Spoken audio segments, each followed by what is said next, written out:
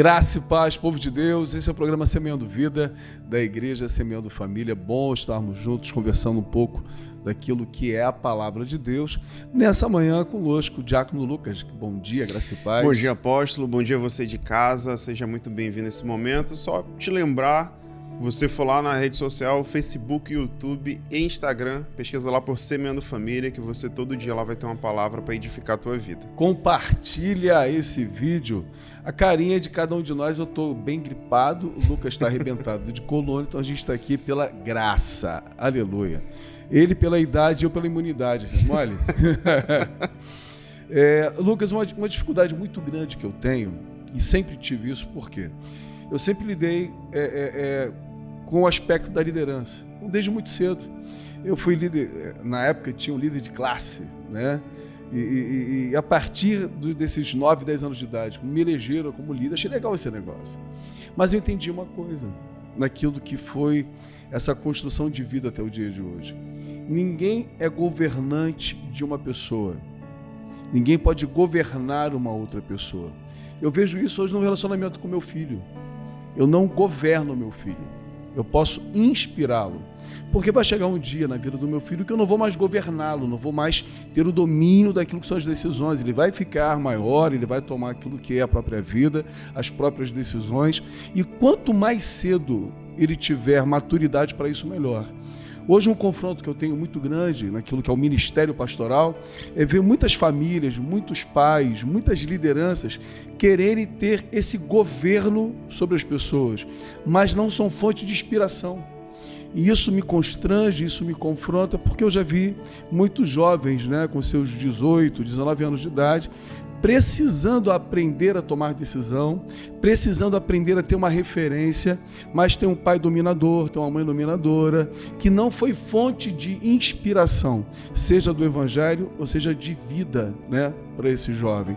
Nessa construção de pensamento, quando a gente começa a trazer essa ideia que nós precisamos ser uma fonte de inspiração, qualquer líder, né, qualquer pai, qualquer empresário, qualquer pastor, precisa ter essa maturidade de inspirar pessoas, de não governá-las.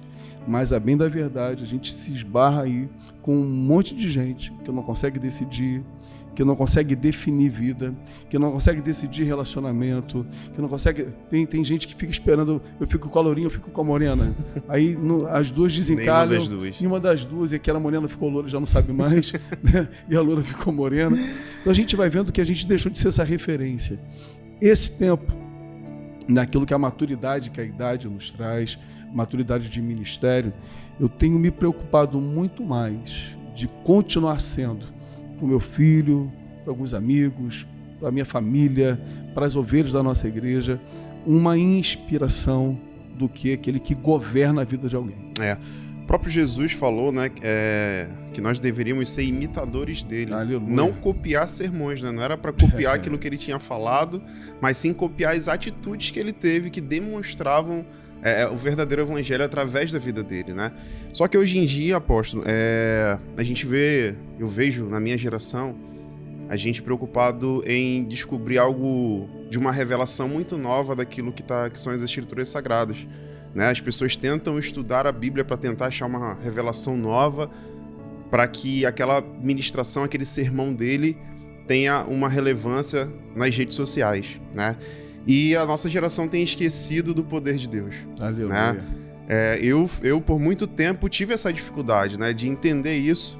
Falei, eu preciso estudar teologia, né? Eu preciso fazer o quê para eu ter esse entendimento? E a gente esqueceu de buscar o poder de Deus. E isso reflete nessas dificuldades que a gente vem tendo, né? Porque hoje você tem cartilhas, né? Tem pessoas que não são pais tentando ensinar pessoas a como educar seus filhos. Como você vai educar seu filho. Pessoas que não têm tem família. a pessoa que não é casada, que fez um curso de como você ser uma pessoa bem-sucedida na família. Pessoa que nunca teve uma empresa, ensinando outras pessoas a como se dar bem no meio empresarial, né? Isso no mundo lá fora. E na igreja também a gente vê muitos lançando cursos hoje, né, de como você ser um líder relevante. O senhor utilizou isso um dia desse. Mas não para transformar as pessoas, mas para encher as igrejas com questões numéricas, né? Não para levar a transformação onde aquela igreja está inserida. Né? E a nossa dificuldade tem sido realmente em viver Cristo. Porque se a gente viver, é muito simples, né? Colocar em prática aquilo que é vivido. Né? Tem uma frase, não lembro quem falou, mas é muito importante a gente refletir sobre isso. Às vezes a gente está muito preocupado no que a gente vai pregar. Porque se a gente pregar aquilo, a gente precisa viver aquilo. Né? Então é muito mais fácil a gente falar do que vive do que tentar viver o que prega. Né? Todo dia, né, a gente se esbarra com uma novidade naquilo que é a rede social. Ou, né, nessa gana de pessoas se darem bem num novo segmento, construir esses pensamentos. Já ouvi muita gente que quer falar de família, mas nunca teve uma família. Meu irmão, teoria. Ué, é fácil. Você imagina, você tem o cara na internet que tem a teoria de tudo que é a cirurgia do coração, mas nunca operou. Nunca fez um transplante. Nunca fez nada, mas ele sabe exatamente qual é a ferramenta que vai usar, onde abre, como é, mas não tem nenhuma prática no assunto. Não fez, em nenhum momento ele teve o acompanhamento de alguém. Nunca executou, né? Teve com o médico ali, esqueci o nome que se dá quando você... residência. Não fez residência. Aí agora... E tem o médico que fez e de repente não tem tanto embasamento na teoria do cara, que o cara tá lendo muito. O médico tem a prática. Se ele botar para estudar de novo, ele vai ter todo o segmento que o outro tem.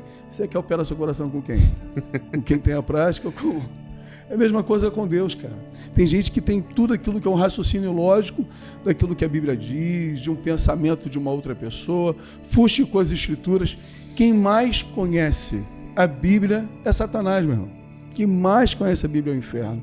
E tem muitas pessoas hoje que, por conta do que eu vi isso na rede social outro dia, quer encher a sua igreja, clica em Saiba Mais. Tem um método aqui pronto, né, para você copiar e colar. Você chega ali, alguma coisa com rede social, alguma coisa com a divulgação na internet daquilo que é a tua igreja.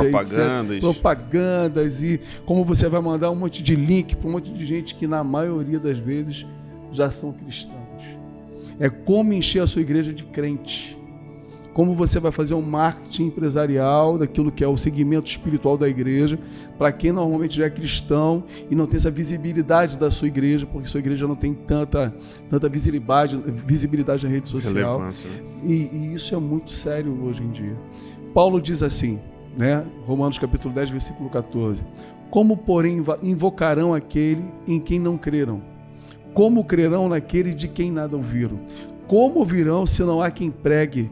E como pregarão se não forem enviados? Como está escrito, quão formosos são os pés dos que anunciam coisas boas. Está faltando aqueles que vão anunciar, né? Essas coisas boas do Evangelho.